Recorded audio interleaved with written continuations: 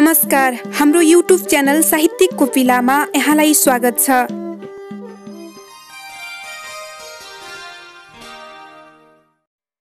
नमस्कार, मैं पार्वती साव आपके सम्मुख लघु कथा लेकर उपस्थित हुई हूँ। प्रस्तुत है हिंदी के वरिष्ठ लघु कथाकार अशोक जैन द्वारा लिखित लघु कथा, जिसका शीर्षक है दाना पानी। कथा का आरंभ कुछ इस प्रकार से है। घर के बाहर लगे नीम के पेड़ की घनी शाखाओं में चुपचाप बैठा नर गौरैया एकाएक बोला, अरे भाग्यवान, नीचे देख रही हो खाली पात्र? हाँ प्रिय, आज बाजरे व पानी के दोनों पात्र खाली हैं। पता नहीं क्या हुआ, दादाजी भूलने वाले लोगों में से तो नहीं है।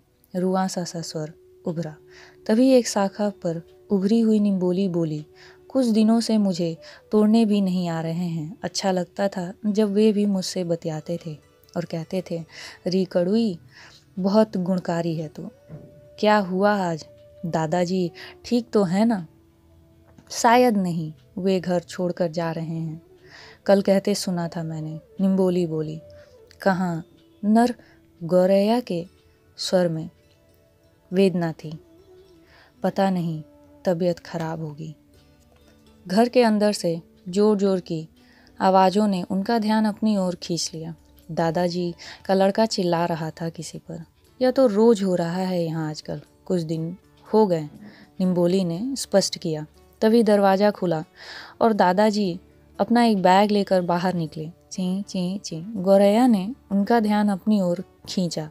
वे आंखों में आंसू भरे उनकी ओर देखकर बोले, मैं जा रहा हूँ गौरैया, अपने नए घर, कभी न लौटने के लिए। तुम भी जाओ कहीं और। अब तुम्हारा अन्न जल उठ गया है यहाँ से, जैसे मेरा। नीम की सभी शाखाओं ने तेज तेज डोलकर जैसे अपना विरोध जताया।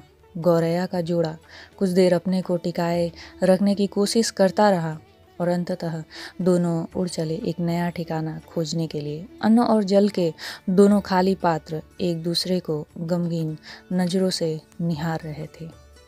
स्रष्टा अशोक जैन हिंदी लघु कथा के अग्रज लेखक हैं। उनका जन्म भारत के हरियाणा राज्य के कुरुक्षेत्र जिला कैथल में सन 1954 अक्टूबर 21 के दिन सोनाबाई जैन एवं नेकचंद्र जैन के सुपुत्र के रूप में हुआ था। अशोक जैन गुरुग्राम हरियाणा में रहते हैं। उनका साहित्यिक उपनाम शांति दूत है। अब तक उनके हिंदी व अंग्रेजी भाषा में विभिन्न विधाओं में पुस्तकें प्रकाशित हुई हैं। उनके लघु कथा कृति एक और सही प्रकाशन के क्रम में है। जैन जी ने भारत के प्रमुख प्रकाशन सन प्रकाशन, Rajpal and sons, Ashoka, Arya book depot में प्रमुख संपादक के रूप में कार्य किया है। उनकी रचनाएं भारत के प्रमुख पत्रिकाओं में प्रकाशित हुई हैं और साथ ही आकाशवाणी से प्रसारित भी किए जा चुके हैं। इन्होंने जनवरी 1985 से दृष्टि नामक लघु कथा साहित्यिक पत्रिका का प्रकाशन किया।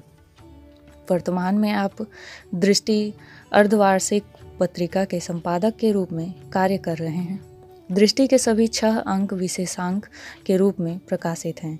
साहित्यिक योगदान के लिए आपको भारत के विभिन्न विशिष्ट सम्मान प्रदान किए गए हैं। सुनने के लिए धन्यवाद।